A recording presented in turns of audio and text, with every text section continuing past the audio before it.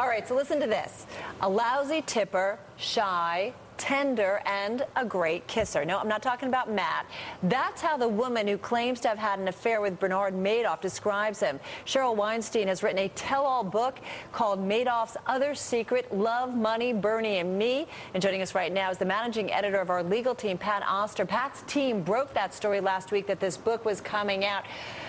I know it's one of our most read stories on the Bloomberg, Pat. So first of all, how did she end up with Bernard Madoff? Well, the simple answer was they met at a business meeting in 1988, but the more complicated answer is she was at a bad point in her marriage, and while she met him, she didn't find him particularly attractive at the beginning, but there was something about him, and then he started being nice and flirtatious and chivalrous, and he was kind of there for her and became, as she put it, her oasis.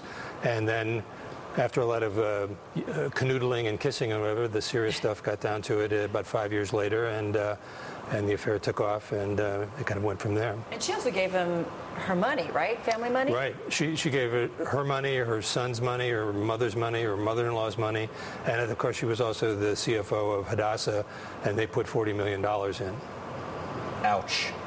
So what do we learn from her about what makes Bernard Madoff tick? I mean, does she offer any insights into what kind of guy he is, how he could have pulled something like this off? Well, I mean, aside from there is a lot of revenge stuff in there, a lot of nasty things that she says about him, but there seem to be a lot of kind of tender memories of how she got into this thing, and he was there for her when she needed him, and that may be a little strange for people to understand, after she called him a beast and a monster at his sentencing, but she kind of, gave these tender memories in the book.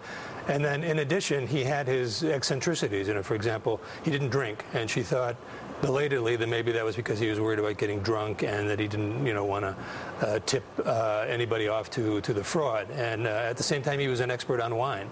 He drank Diet Coke, Pellegrino, but would never drink any alcohol when he was out with her. Was also very kind of obsessive about some things, lined socks up in his drawer when he was a kid, and he had 25 suits were blue, 25 suits that were gray. They were all identical, and he numbered them so that... All right. That is strange.